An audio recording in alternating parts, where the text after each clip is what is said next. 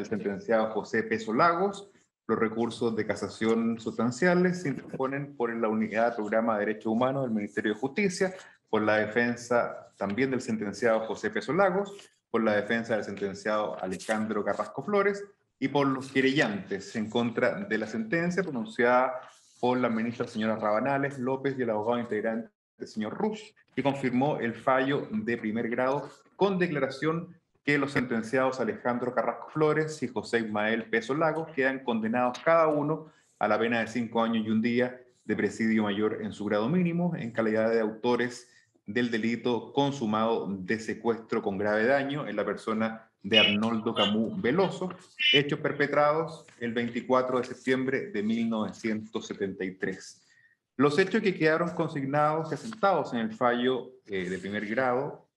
y en la sentencia que se revisa son los siguientes: que en horas de la mañana del día 24 de septiembre de 1973, una patrulla de personal del Departamento A2 del Estado Mayor General de la Armada de Chile, compuesta por los sargentos segundos Germán Melo Pastor, José Ismael Peso Lago y el cabo Alejandro Carrasco Flores,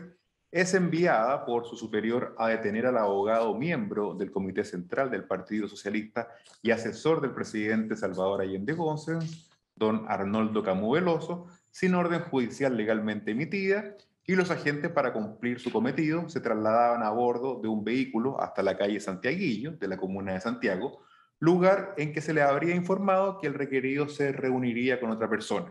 Arnoldo Camus Veloso llega a la reunión acompañado del compañero socialista Ernesto Gutiérrez Segarra,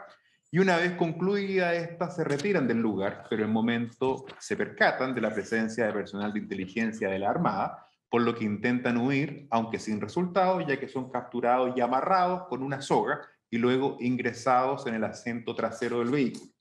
En un momento en que se trasladaban en el señalado vehículo por calle Amunátegui en dirección al norte, entre las intersecciones de las calles Huérfanos y Compañía,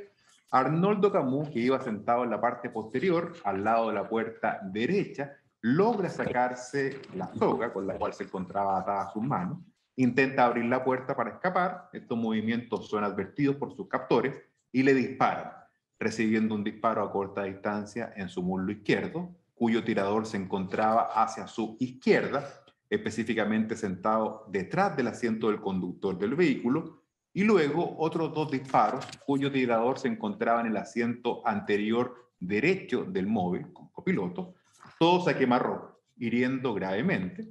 y que en atención a las circunstancias, personal de inteligencia naval decide trasladar al detenido Gutiérrez Segarra al cuartel central de investigaciones de Chile, y una vez entregados, los funcionarios policiales se llevan a Camus hasta la posta central, donde se constata su muerte, de acuerdo al protocolo de autopsia, que indica que la herida a bala tóraco-cérvico-medular sin salida de proyectil, cuya trayectoria, estando en el cuerpo en posición normal, es de abajo hacia arriba, de izquierda a derecha y con muy escasa desviación de delante hacia atrás, en la causa que le provoca la muerte, y además presentaba una herida a bala transfixiante del muslo izquierdo con salida de proyectil, con trayecto a la derecha, abajo y atrás, y otra herida transfixiante de la mano derecha con trayecto subcutáneo y subtendinoso, cuyo disparo fue hecho a muy corta distancia. Estos hechos fueron calificados en el fallo de primer grado como homicidio calificado, delito contemplado en el Código Penal, en el artículo 391, número 1, en relación a la agravante del artículo 12, número 1 y 5 del mismo cuerpo legal. La sentencia de primera instancia fue dictada por el ministro señor Carroza. En el aspecto penal, los condenó a ambos sentenciados a la pena de 10 años y un día de presidio mayor en su grado medio y accesorias legales. Se les reconoció la atenuante de irreprochable conducta anterior del artículo 11, número 6 del Código Penal. En segunda instancia, la Corte de Santiago recalifica el delito, descartando el homicidio calificado, no configurándose en concepto de los sentenciadores la alevosía o la premeditación, por cuanto la víctima fue detenida sin estar facultados para ello, detención a través de la cual se logra la privación de libertad de la víctima. La víctima fue privada de libertad al subírsele al automóvil contra su voluntad y amarrándolo con una soga. Producto de esta detención y privación de libertad, cuando la víctima logra soltarse de la soga e intenta escapar, recibe los disparos que propinan los acusados, ocasionándole herida de tal gravedad que le provoca la muerte. Dentro de la figura del grado de daño, obviamente consideran la muerte de la persona. El recurso de casación formal lo deduce la defensa del sentenciado Peso Lagos, lo funda en las causales contempladas en el artículo 541 en sus numerales 9 y 10 del Código de Procedimiento Penal, esto es la ultra petita, y no haber sido extendida de la forma dispuesta en la ley. Respecto del primer vicio, estima que se extendió a puntos inconexos con los que fueron objeto de la acusación y la defensa, argumentando que los actos de detención fueron lícitos o al menos exentos de reproche penal, y en razón de lo anterior no puede ser condenado por el hecho de esta detención que no fue objeto de juzgamiento. Refiere que con anterioridad los querellantes pidieron en el año 2014 que los encausados fuesen juzgados como autores del delito de secuestro, lo que fue rechazada y dicha decisión fue confirmada. Estima que se acreditó que previo a su detención existía librada en su contra una orden de aprehensión, pero por parte de la Fiscalía de Aviación. Reconoce que si bien los hechos relacionados con la detención de la víctima, si bien aparecen descritos durante el proceso y fase acusatoria, por anteceder cronológicamente a su muerte, de circunstancia que por la sentencia interlocutoria firme se desestimó encausarlo y que fuera sometido, si fuera procesado, hace jurídicamente ser vinculado esto con la muerte de él. Habiéndose establecido que las lesiones que sufrió la víctima se producen al intentar evitar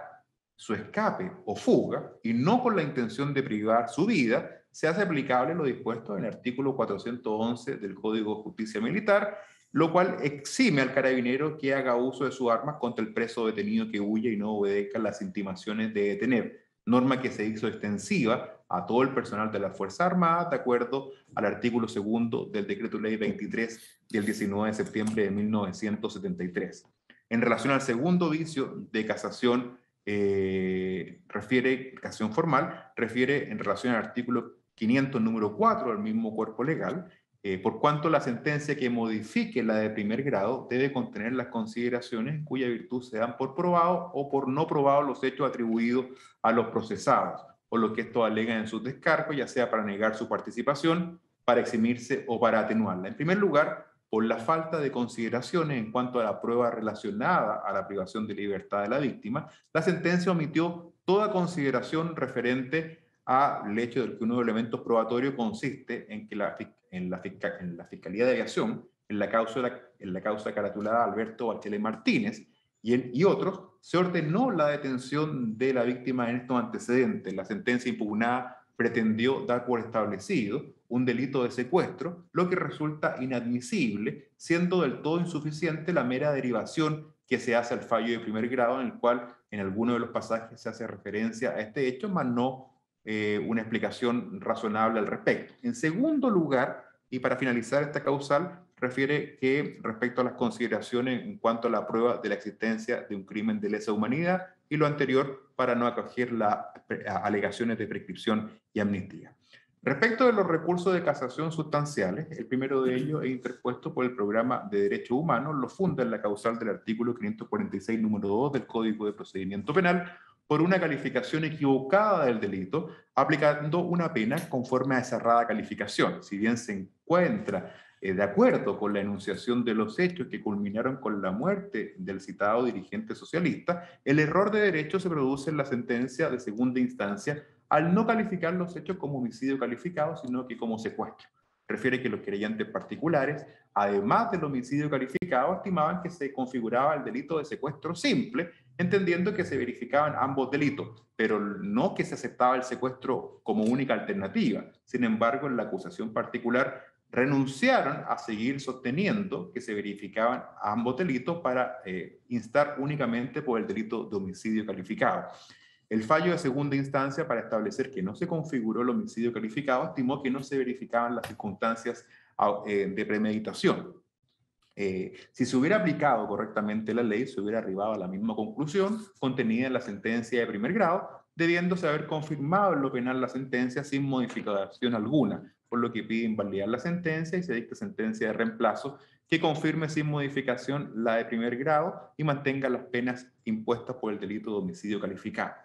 El otro recurso, el segundo recurso de casación sustancial, es opuesto por la defensa de José Peso Lagos, lo funda en la causal del artículo 546, número 7 del Código de Procedimiento Penal, por infracción de las leyes reguladoras de la prueba al determinarse la participación del acusado en los disparos. Refiere que él obraba como conductor del vehículo que lo transportaba y no como la persona que disparó, razón por la cual no fue autor ejecutor del acto que provocó su muerte. Denuncia que se vulneró con esto el artículo 459 del Código Adjetivo, puesto que la declaración de un testigo singular no puede ser considerada como prueba completa para la participación. También denuncia vulnerados los artículos 464 y 488 del Código Adjetivo, ya que si bien la primera norma le permite atribuir a la declaración del testigo el mérito de una presunción judicial, deben reunirse copulativamente los requisitos del artículo 488. Y si bien, suponiendo que el tribunal atribuyó a la declaración del testigo señor Gutiérrez el carácter de una presunción judicial, tampoco permitía acreditar al acusado que era copiloto y por lo tanto, por consiguiente, autor del disparo, presunción que no reuniría los requisitos de multiplicidad, gravedad, precisión y concordancia. También denuncia una vulneración a los artículos 485 y 464 del mismo cuerpo legal en la medida que no reconoce valor probatorio como presunción judicial a los dichos del acusado Carrasco, quien refiere que Peso era el conductor del vehículo y que por consiguiente no efectuó disparo, privando de valor a todos los dichos del coencausado. Como segunda causal, invoca el artículo 546, número 1, por no haberse reconocido la morigerante de responsabilidad de prescripción gradual de la pena de acuerdo al artículo 103 del Código Punitivo. Lo que pide es que se anule la sentencia y se dicte otra de reemplazo conforme a la ley y al mérito de los antecedentes.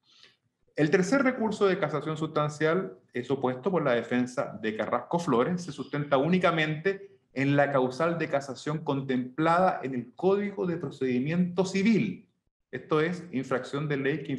que influyó sustancialmente en lo dispositivo del fallo. Refiere que durante el proceso se recabó abundante prueba en cuanto a que la víctima era un prófugo de la justicia y se encontraba con al menos una orden de aprehensión vigente, por lo que actuaron con la convicción de que ejercían labores policiales y por lo tanto es aplicable la norma de Carabineros de Chile del artículo 411 del Código de Justicia Militar, por lo que pide que se invalide el fallo y se dicte sentencia de reemplazo que en definitiva lo absuelva.